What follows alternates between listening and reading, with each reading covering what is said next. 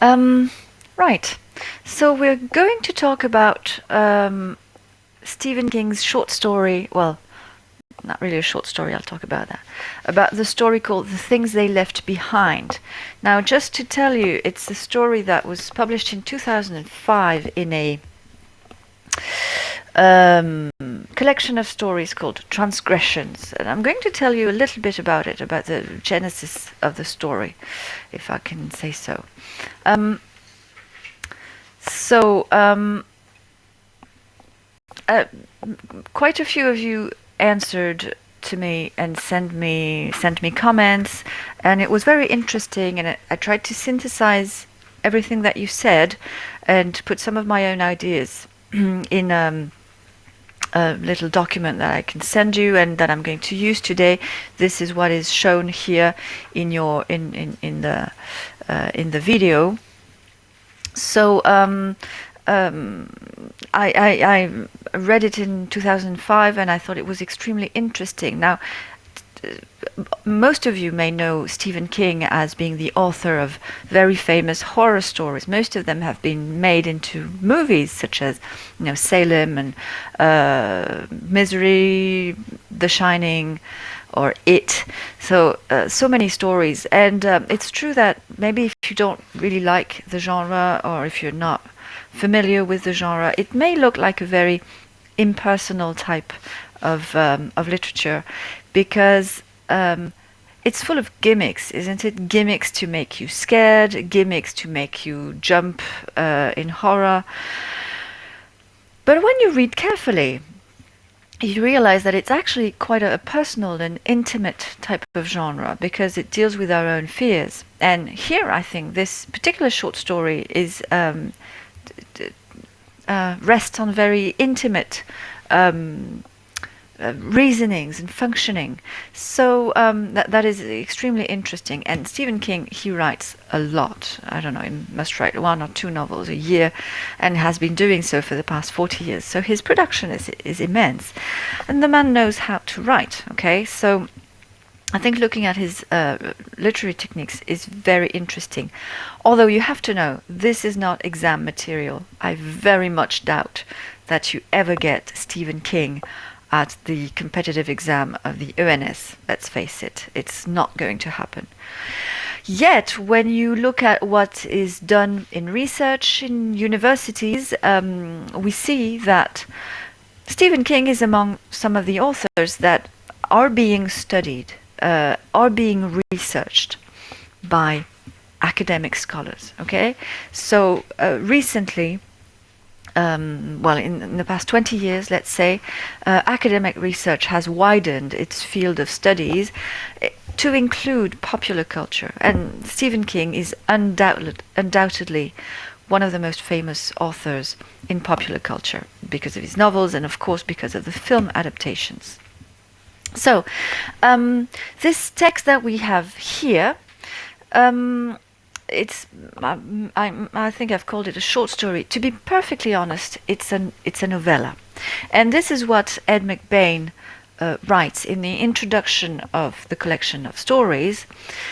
He writes, "A novella today can run anywhere from 10,000 to 40,000 words. Longer than a short story, 5,000 words, but much shorter than a novel, 60,000 words. It combines the immediacy of the former, the short story, with the depth of the latter, and it ain't easy to write. In fact, given the difficulty of the form and the scarcity of markets for novellas, it is surprising that any writers today are writing them at all." But here was the brilliant idea. Round up the best writers of mystery, crime, and suspense novels and ask them to write a brand new novella for a collection of similarly superb novellas to be published anywhere in the world for the very first time. So this is it's very American, because it combines strict definitions with numbers. If it's 5,000 words, it's a short story. If it's between 10,000 and 40,000 words, it's a novella, and 60,000 words and more, it's a novel. Okay, so there's a very strict definitions. If you look at the history of literature, it is not that clear. Okay, the definition that Ed McBain gives here in the introduction is the definition from the point of view of the market. Today, when you write, it's going to you're not going to market or to sell your book the same way if it's a short story, a novella, or a novel. And this is how the market and publishers define each of those genres. Okay, so it's very American because there's that, like the factual definition of what's a novella. He talks about the market. He talks about the scarcity of markets for novellas. And why? Well, because novels, you can see that, bookshops are full of novels. We read quite a lot of novels. Novels are quite a popular genre. Short stories can be published in magazines. Still today, in, for example, The New Yorker, short stories are published every week. So there's room for the short story. For the novellas, more complicated. There's hardly any market for that. So we can see that the attempt, what the editor started, his project, it was about material constraint. And that's what he said to the writers that he contacted. He didn't give any precise topic or any other constraint than the fact that it had to be a novella between 10,000 and 40,000 words. And he said that most of the writers hadn't actually ever written a novella, so it was a new genre for many of them. And I think the second interesting thing that Ed McBain mentions in his introduction is the idea of combining immediacy, the immediacy of the short story, and the depth of the novel. And maybe you remember Edgar Allan Poe's definition of a short story. He writes it in The Philosophy of Composition. He says that a short story should be something that you can read in one sitting. Okay, you can read in one session. Okay, you don't close the book, you read it all. And so it's immediate. You get the beginning, the middle, and the end in the same session of reading. And so this is what we have here. Is everything okay? Yes. So, right, so this is to give you the context of writing. And of course, it was published in 2005, so the project started around 2003, 2004. And the whole collection of story is not specifically designed to revolve around the terrorist attacks of September 11th, 2001. But, and so Stephen King is the only one who mentions this trauma in the collection of stories. But it is, at the beginning, it's hard to understand what it's about, and the references to the historical context are fragmentary at first. You don't necessarily know what he's talking about, especially now. It's been almost 20 years. It's probably not very present in your minds, probably more so for people my generation. So we're going to take a look at how Stephen King manages to transform some historical material into a supernatural story. And I'm going to talk about this is not a real commentary, okay? It's more like random ideas put together, and I'm trying to tie them together in a way that makes sense, but I've worked with your remarks and my own readings. So many of you pointed out the fact that it combines realism and the supernatural. Realism because there's a realistic context, absolutely, and I'll give a detailed account of how realistic it is, really. And of course the supernatural because the things, the objects that the narrator, Scott, finds in his home, they whisper. And they are not supposed to be here. They are supposed to have been destroyed during the attacks on September 11th, 2001. And yet, they are in his apartment. Okay, this is the whole story. This is what it's about. Those objects that shouldn't be there, but they are. So they're here and they talk. This is the supernatural aspect.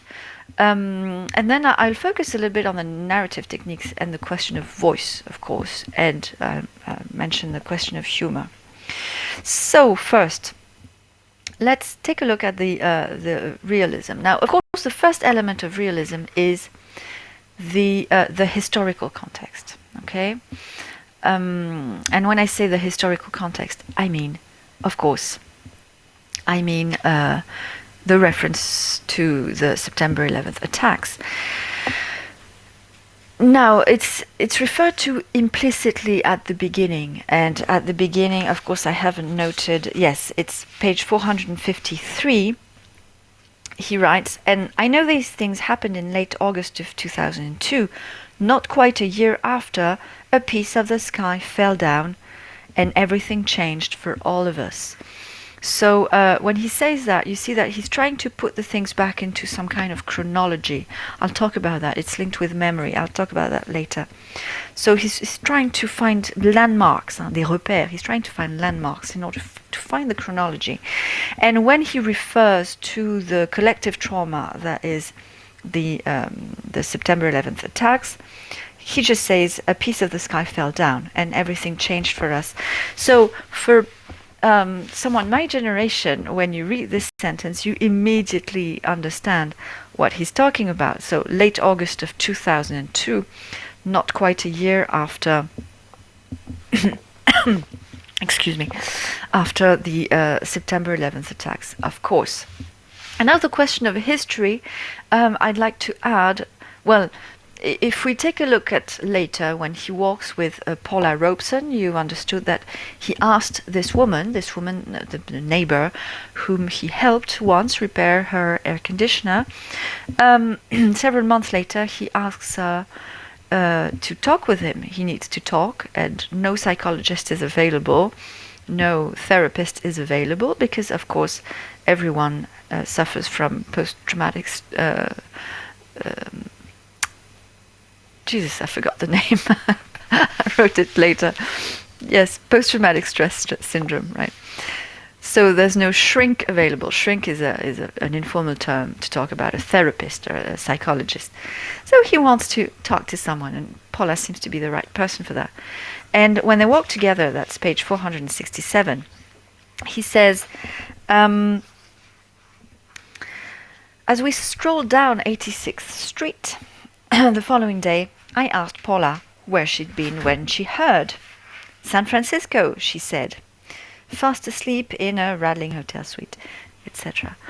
Now, it's interesting because the implicit is still here. It's implicit. I asked Paula where she'd been when she heard. There's no direct object of the verb to hear. When she heard what? But of course, if you've shared this experience, if you've shared this trauma, you know exactly what we're talking about.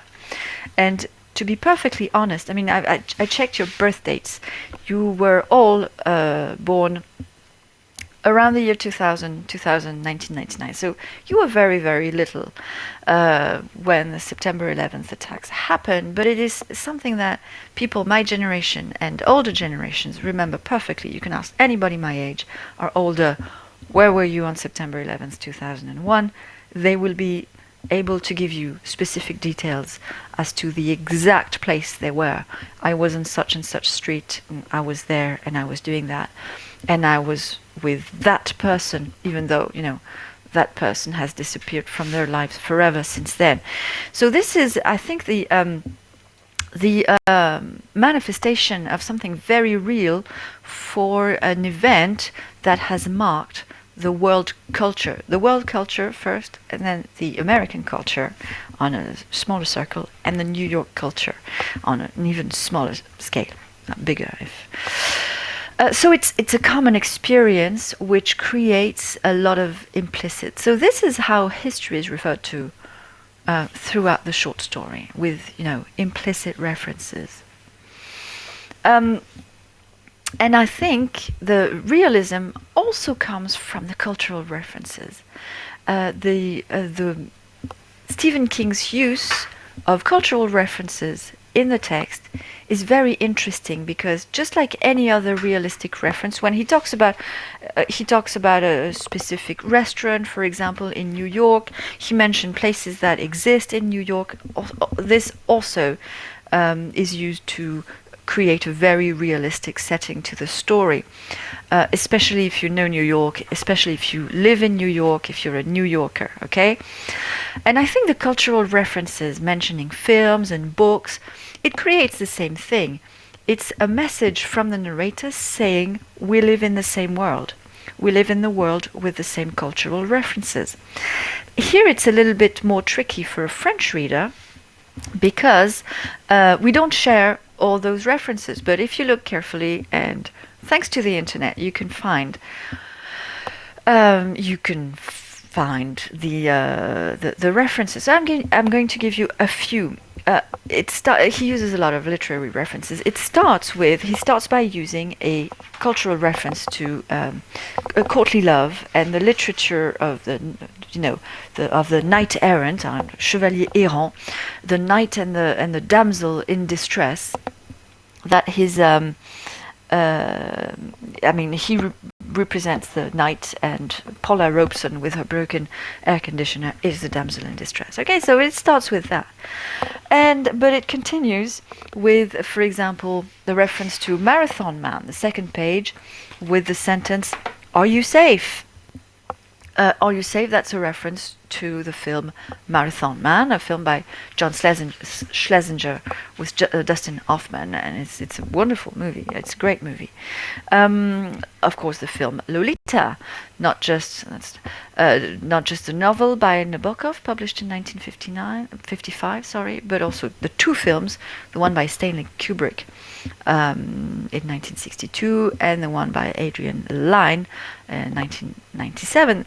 Later on in the story, they even discuss, in which version there's Jeremy Irons, in which version there are the heart-shaped glasses and all that. So references to Marathon Man, Lolita. Even Cowgirls Get the Blues. First page, when he answers Paula Robeson, he mentions Even Cowgirls Get the Blues. That's the name of a novel by Tom Robbins, which has been adapted by Gus Van Sant. It was adapted in 1995 into a movie. There's also a possible Borges quote, which I have not been able to locate, on page 453. He mentions Thoreau. Now, the cultural references are a way to establish a connection with the reader. And look at, after he mentions Even Cowgirls Get the Blues, he writes about Paula Robeson. I'm not sure she even got the Tom Robbins reference. So these references are a link between the narrator and the reader, but not necessarily between the narrator and the other characters, okay?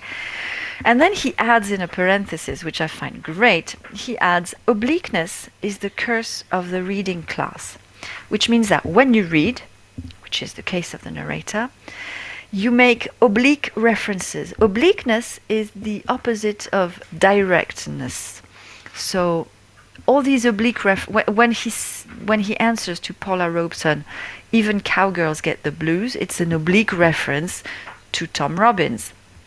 And so he says obliqueness is the curse of the reading class, which itself is again a cultural reference. It's a rephrasing of Oscar Wilde's famous quote reported by a later biographer.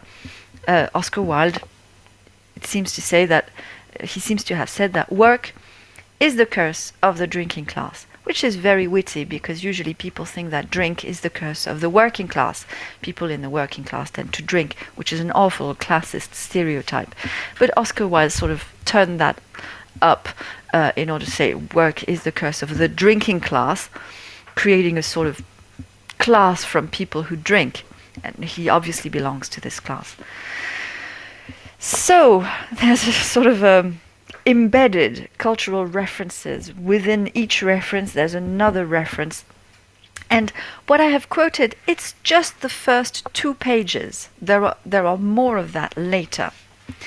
And so these cultural references, they are ripe and they make for a difficult read if you're not in on the joke. If you don't really know what he's talking about, it creates difficulty reading. So it means that by doing that, the narrator and the author is creating some kind of um, brotherhood or link between the narrator and the educated readers who share the same culture, who share the same references. And the culture, as I said, the world culture, Lolita is absolutely part of the world culture, American, and New York in particular. So, I've mentioned that. Ta-da-da. Okay, so all those cultural references are a way to assert, a way to say that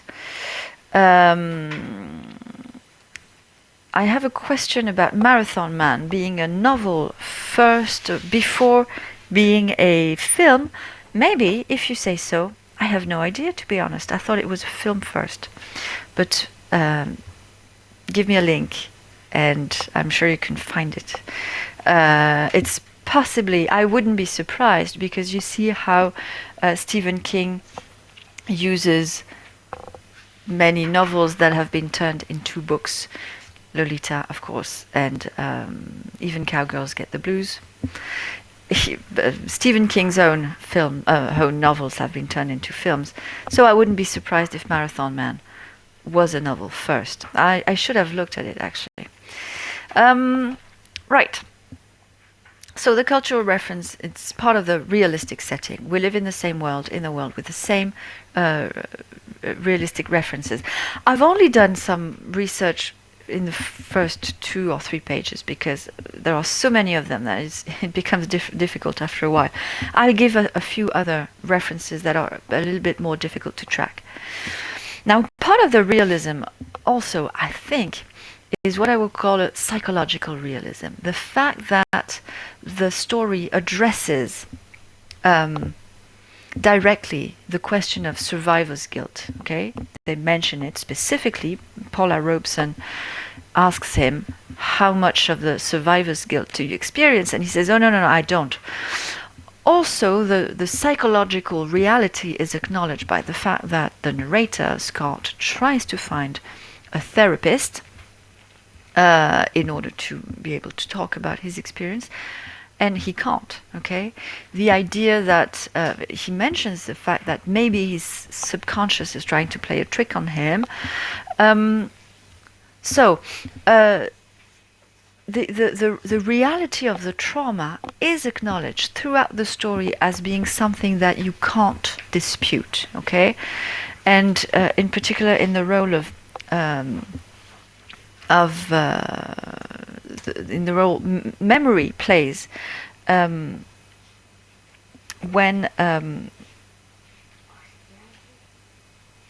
yes, sorry.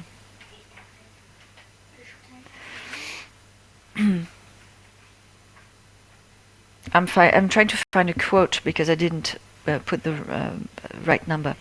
Da-da-da. Oh yes, that's page 452. Page 452. Certainly I didn't tell her that I was trying to forget all I'd once known about rural insurance, because he used to work in insurance. That I was in fact trying to forget quite a lot of things, including about 24 faces. We don't know it by then, but he's trying to forget the people that he worked with. So this is the type of psychological reality that the story mentions. Someone who has been through that would know quite exactly what the narrator means. I have to say this is not autobiographical, okay? There's a difference. I mean, Stephen King is not even from New York, so the narrator is really a created character for which Stephen King did quite a lot of research. Right, so the realism has many facets.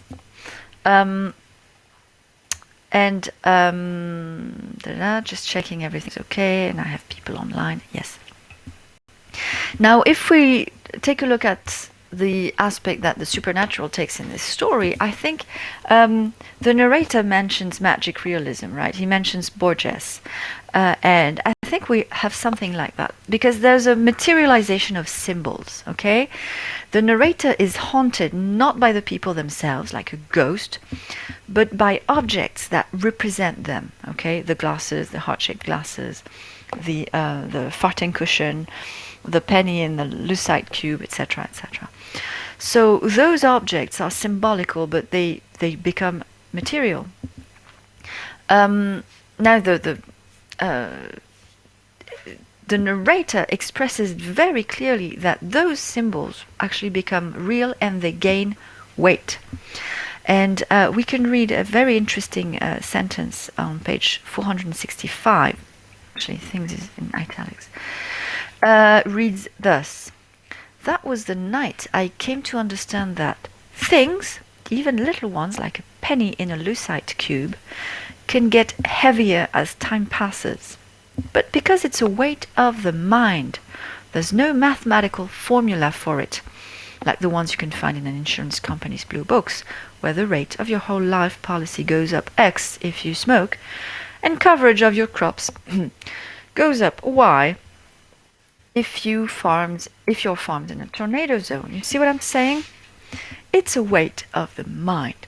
I think this notion of weight of the mind is very important because that's where the link between the metaphorical and the real is, a weight of the mind. What weighs on his mind, the memory and the haunting of those faces that he's trying to forget, materialize in a weight in physical objects. So this is where I think we have something like magic realism,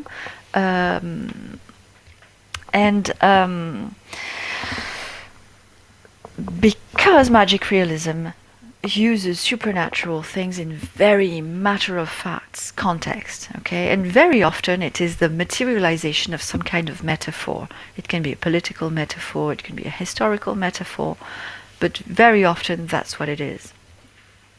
So we have a link between realism and the supernatural through the idea of memory. Okay, he's trying to forget faces, but they come back to haunt him. The haunting is a form of memory. Someone who's lost, who shouldn't be there, comes back to haunt you.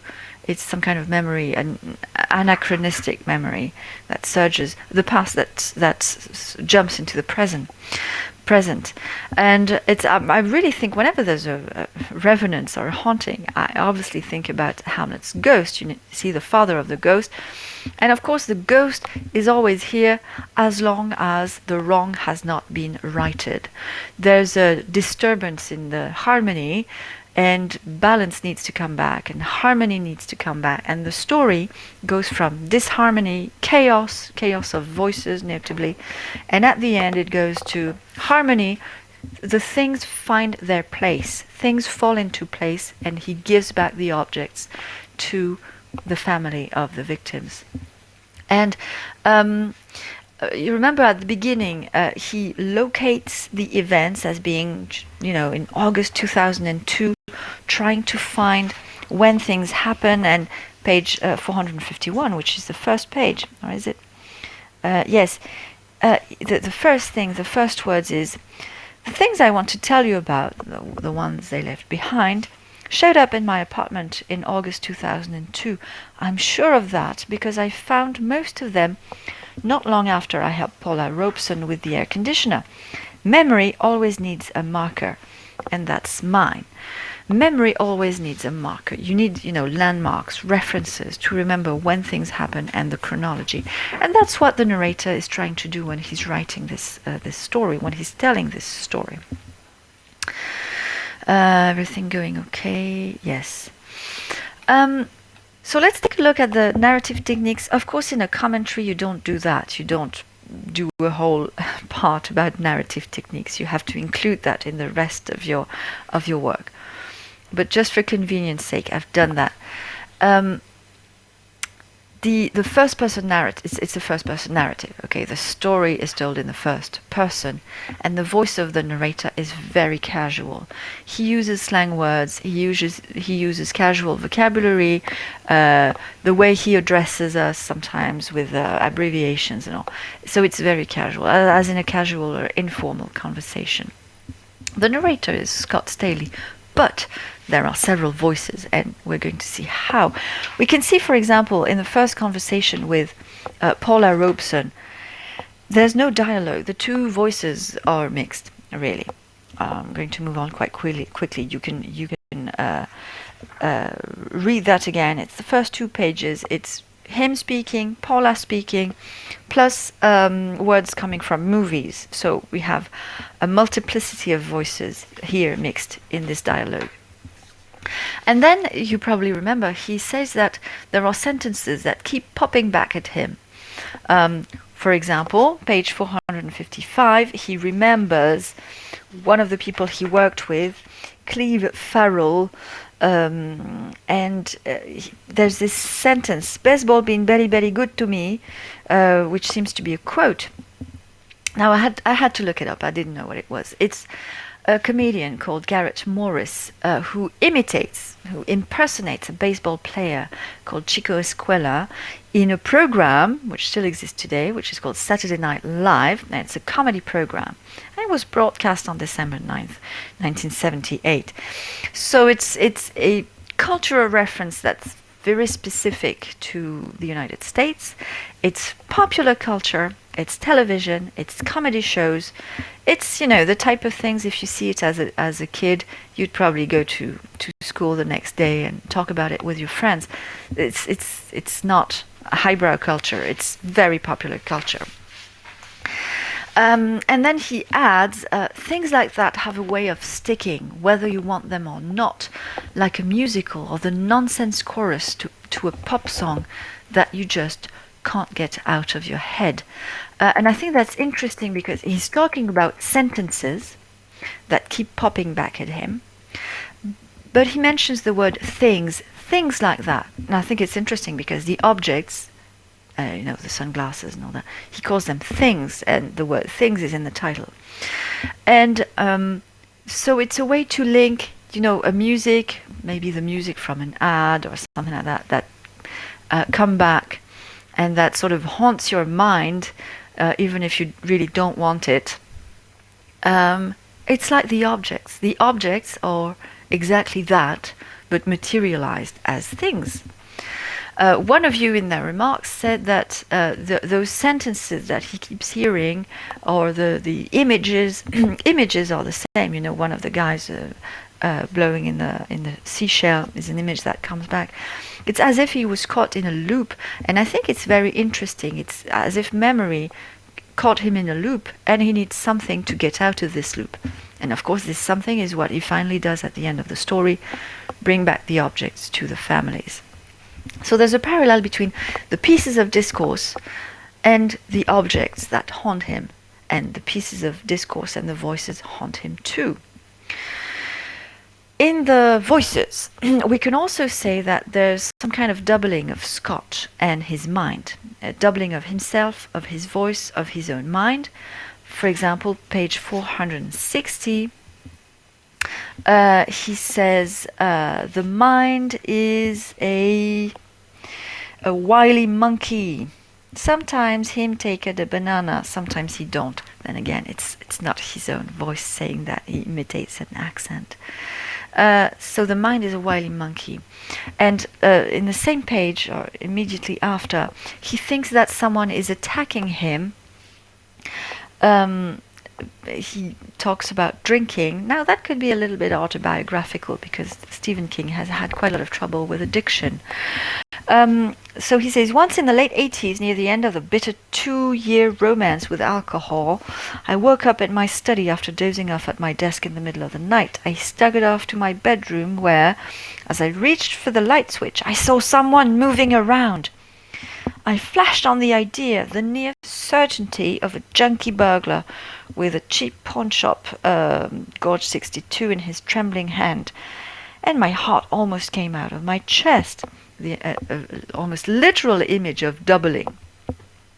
I turned on the light with one hand and was grabbing for something heavy off the top of my bureau with the other. Anything, even the silver frame holding the picture of my mother would have done. That's very Freudian. When I saw the prowler was me. Prowler is le rôdeur, le cambrioleur. So this is a very good representation of the doubling. Scott seeming to be two. There are several people in this. He doesn't even recognize himself. Also, very often there are things he dare not say. There are things he dares not say. He writes them using usually italics. And I'm going to give you an example, page 466.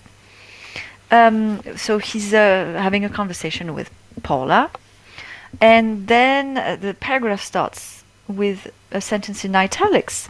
I used to be in insurance, but then one day the company exploded. Oh my God. But then one day the company exploded. I thought of saying, came close to saying, actually, this is in italics, actually, in the end, I managed something a little more sane. So he admits that he has insane things coming into his mind, and there's a bit of inhibition. He doesn't say it to the other characters, but he writes them for us to read. Okay, so we have access to this multiplicity of voices. It's like a secret conversation going on in his own mind, to which we have access, but the other characters don't. And later on, that's page 469, during their conversation, then I told her about the voice. I think everyone has various voices in their heads, and we get used to them. So this is explicitly said, a multiplicity of voices. And for him, he even gave a name to his own voice, Mr. Yogi Down, in honor of James Brown, the King of Soul. And it's the voice that says, come on, you're not going to go to work today. And on that day, on September 11th, 2001, that voice saved his life because he didn't go to work. So he escaped. This is why he's the survivor. And I think this distanciation is interesting because it's as if he was saved by somebody else, even though he says later, it was clearly Mr. Yogi Down, not the voice of God. It was just a version of my very own voice, as they all are. In other words, telling me to play hooky. To play hooky, c'est faire l'école buissonnière. Do a little something for yourself, great God. So, this voice, it's supposed to be, the little devil telling you to do bad things, and here it saved his life. So there's some kind of moral distanciation as well.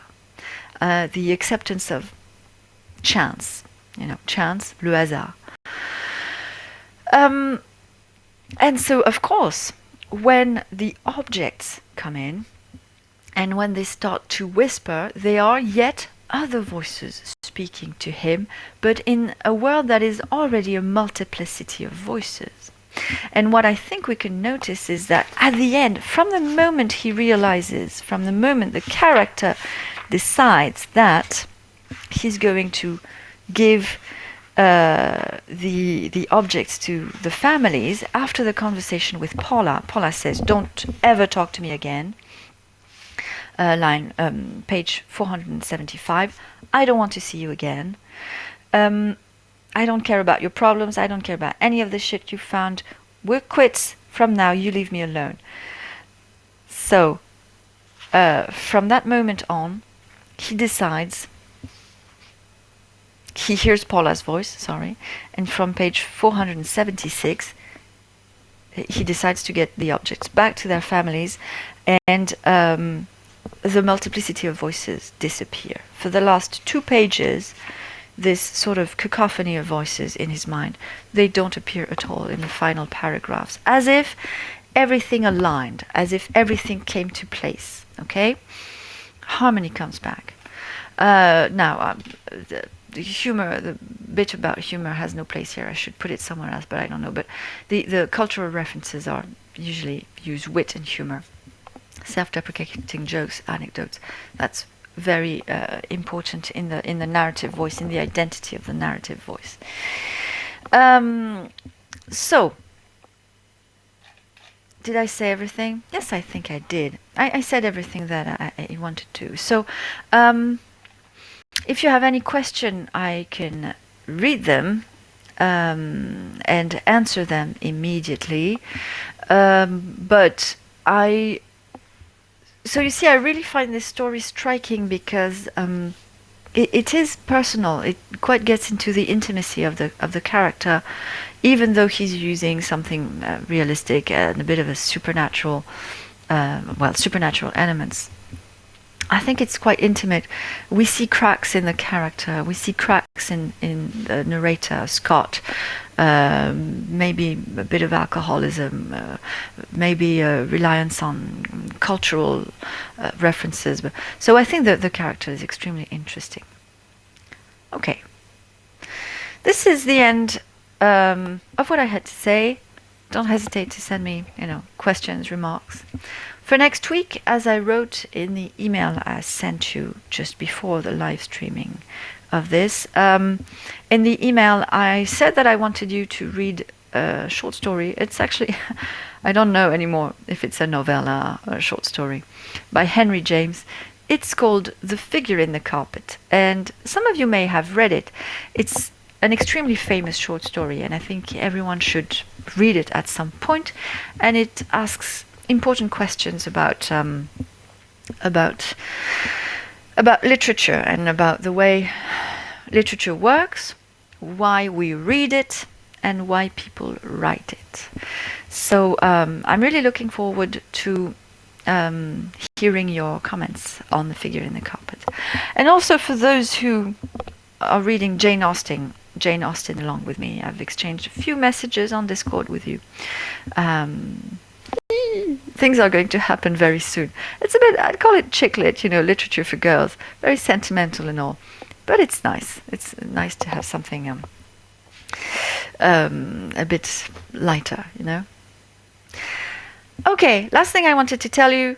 You probably get a lot of people telling you, oh, you should, take advantage of the lockdown to read a lot of books, bake bread, do yoga, improve yourself, etc., etc. I have to say, it's okay if you don't do all of that every day. It's also okay to be doing nothing and not feeling very well. It's not a great time in our lives, I suppose. So I don't really like those injunctions to do stuff and, improve yourself and do whatever you can to be okay, really. And if you are, I'm happy for you. And I don't think we should put too much pressure on ourselves. You've got a lot on your plates. Obviously, you've got a competitive exam to prepare. That's already difficult enough. Don't put too much pressure on yourself. Just be safe, okay? Right, bye-bye for today. And I'll be seeing you next week, if you're okay. Same time, about Henry James, The Figure in the Carpet. Bye-bye.